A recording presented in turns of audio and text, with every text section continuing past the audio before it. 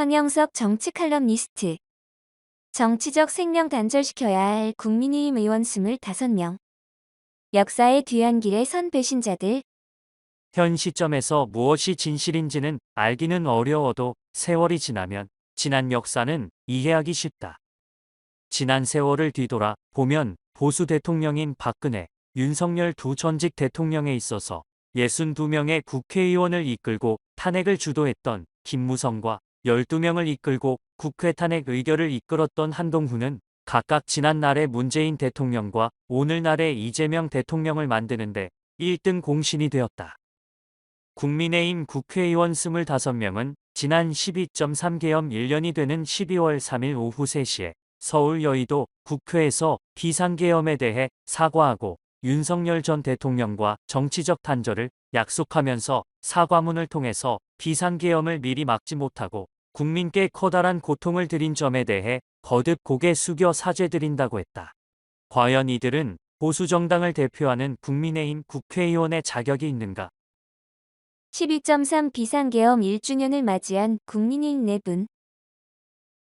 이들은 공동으로 내놓은 사과문에서 첫째 12.3 비상계엄에 대한 사죄, 둘째 윤 전 대통령과의 정치적 단절, 셋째 재창당 수준의 정당 혁신 등을 주장했고, 이에 주동하는 재선 의원은 권영진, 엄태명, 이성건, 조은희 등이며 이들을 주도한 선언에는 안철수, 김성원, 송적준, 심상범 의원이며 이와 별개로 약 40명의 의원이 소셜미디어에 동영상을 올리는 등으로 개별적으로 사과했고, 송원석 원내대표와 계엄 사퇴 전후로 당을 이끈 한동훈 비상대책위원장을 했던 권영세, 김용태 의원 등도 사과 메시지를 냈는데, 특히 권영세 의원은 중진으로서 계엄을 막지 못한 점을 깊이 반성한다. 김용태 의원은 계엄은 보수 가치에 배치되는 극단적 행위로 국민께 깊은 사과의 말씀을 드린다고 밝혀 자신들의 정치적 정체성을 드러낸 것은 다행이다.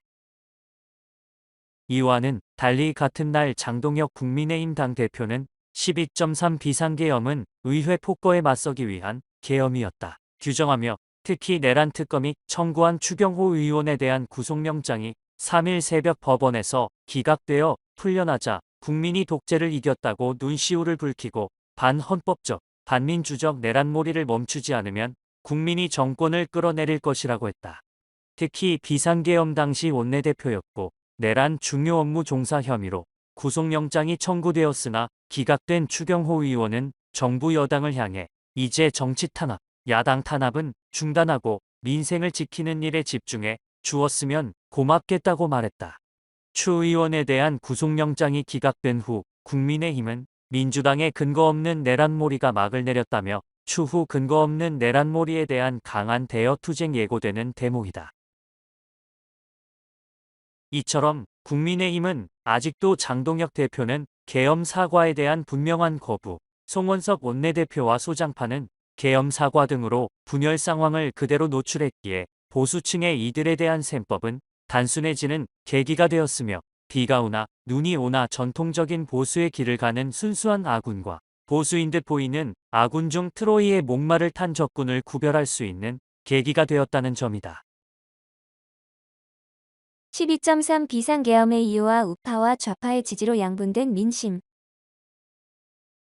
한편 2025년 12월 3일 여의도 국회 앞에 모여든 수많은 우파성 인파는 윤석방 이구속 계엄은 내란이 아니다라는 프랭카드를 들었고, 좌파 성향 인파는 국민들의 위대한 승리, 노벨 평화상감이다라고 하는 극단적인 양상을 보이는 가운데 이들의 다음 행보는 어떻게 드러날까?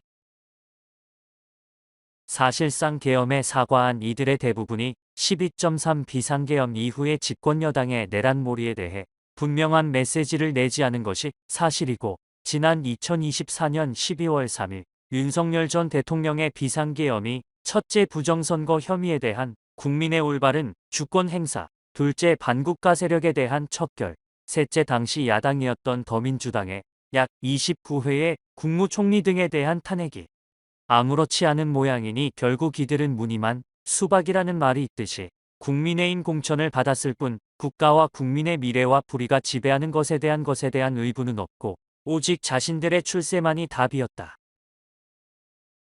윤석열 전 대통령은 계엄령을 선포할 당시 첫째 국가의 자유와 국민의 안전을 지키기 위해서 둘째 반국가 세력과 종북 세력과 준내란 세력이라고 본 야당의 일부 세력에 척결해야 한다. 셋째 특히 대한민국 국회가 입법권을 남용하여 행정부와 사법부를 마비시키며 넷째 지나친 예산 삭감, 총리, 감사원장, 검찰총장 등 정부 핵심 고위기관장 22명에 대한 탄핵. 다섯째 어떤 방법으로도 확인할 수 없는 중앙선 관위의 부정선거 혐의에 대한 확인이 원인이었다. 헌법재판소가 윤 전 대통령에 대한 파면의 핵심적 원인으로 첫째 사실상 부존재로 인정했던 국무회의의 존재 여부에 대해 위증한 한덕수 전 총리의 사실상 국무회의가 있었다는 CCTV 영상물과 실토, 둘째 요원을 끌어내라는 말을 의원을 끌어내라는 말로 바꾼 곽종근 전 특전사령과 셋째 국회의원 및 중요인사 등의 체포명 단일하던 홍장원의 지렁이 글씨와 거짓 진술 등에 대해 국회의원이라면, 특히 국민의힘 국회의원이라면 명확히 인정해야 할 사안이 아닌가. 역사의 심판을 받아야 할 국힘 내부 윤석열 전 대통령 탄핵주의자들. 그럼에도 불구하고 자당 대통령을 국회에서 탄핵하는데 동원되었던 한동훈과 국회의원 12명, 그리고 표나지 않게 암묵적으로 지원한 어둠의 세력 약 40여 명이 12.3 비상계엄 1주년을 맞아 자신들이 저지른 지난날의 죄과와 허물을 덮기 위해 또 한 번 보수를 배신한 짓들을 보라.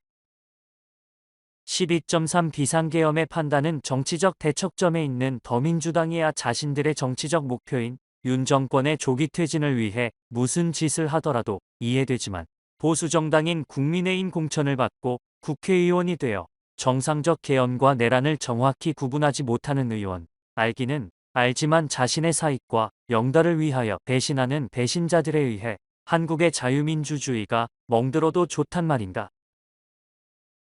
우리는 이런 자들은 집안에 든 도둑, 독버섯 같은 존재, 뚝을 무너뜨리는 작은 개미 구멍, 구멍난 항아리, 몸 안에 암세포이자 성 안에 숨어들어온 트로이 목마이라고 부르고 인정된다. 설령 이들이 차기 총선에서 공천을 받더라도 보수라고 생각하는 모든 유권자들은 이들에 대해 낙선시키며 설령 낙선하더라도 정의감과 진실함으로 무장한 또 다른 보수를 지원해야 한다.